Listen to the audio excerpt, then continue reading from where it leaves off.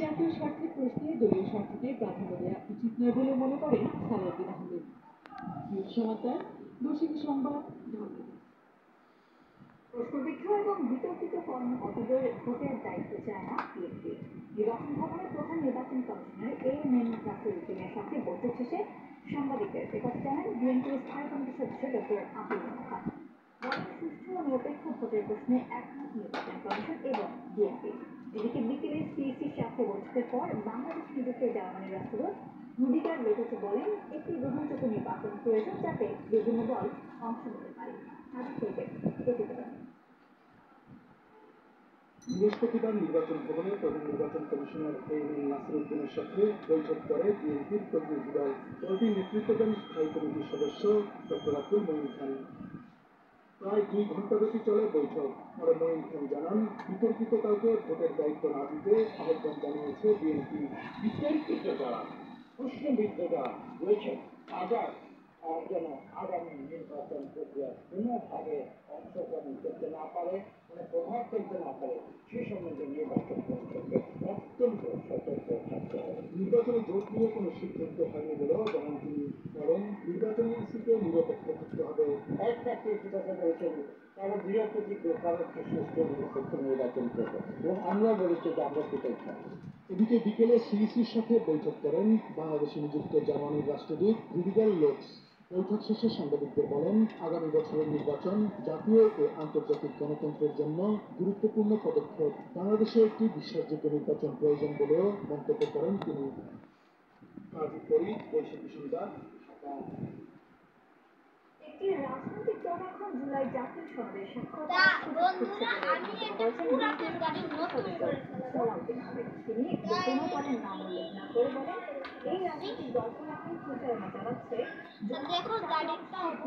জুলাই জাতীয় সনদ বাস্তবায়নের গণভোট আয়োজনের প্রস্তাবে একমত হয়েছে। অথচ জুলাই জাতীয় সনদ বাস্তবায়নের গণভোট আয়োজনের প্রস্তাব বিএনপি ছিল বলে জানান তিনি।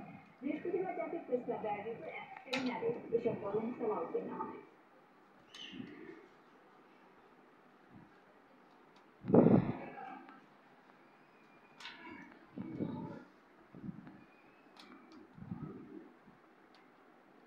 বাস্তবায়নের পূর্ণ নিশ্চয়তা ছাড়া জুলাই সনদে স্বাক্ষর করবে না জাতীয় নাগরিক পার্টি।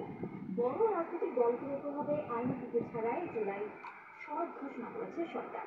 গণহত্যায় আওয়ামী লীগের পুনর্বাসনের সুযোগ নেই বলে জানান দলের সদস্য সচিব আখতার হোসেন। বিকেলে এনসিপির ছাত্র সংগঠন জাতীয় ছাত্র শক্তি আত্মপ্রকাশ অনুষ্ঠানে এসব বলেন দলটির নেতা।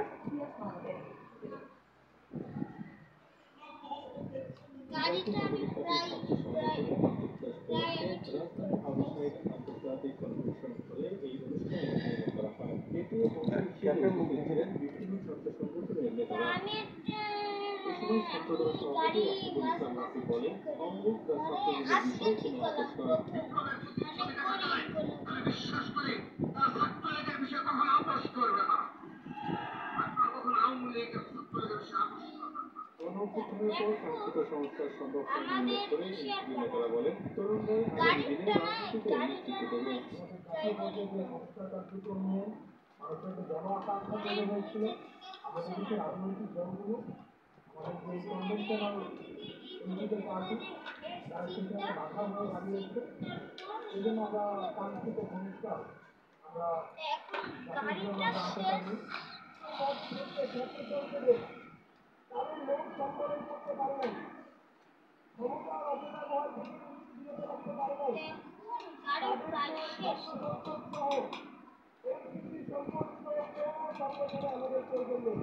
এ সময় দলের সদস্য সচিব আখতার হোসেন বলেন, বাস্তবায়নের পূর্ণ নিশ্চয়তা ছাড়া জুলাই সনদে স্বাক্ষর করবে না এনসিপি। জাতীয় নাগরিক পার্টি এনসিপি জুলাই সনদে তখন স্বাক্ষর করবে তখন জুলাই সনদের পরিপূর্ণ বাস্তবায়নের নিশ্চয়তা তৈরি হবে। এর আগে কোনোভাবে জাতীয় নাগরিক পার্টি জুলাই সনদের স্বাক্ষরের অনুষ্ঠানের সঙ্গে একাত্ম হতে পারে না। পরে এনসিপির ছাত্র সংগঠন ও জাতীয় ছাত্র শক্তির নাম ঘোষণা করেন শহীদ মাহমুদুর রহমান সৈকতের বোন সাবরিনা আফরোজ।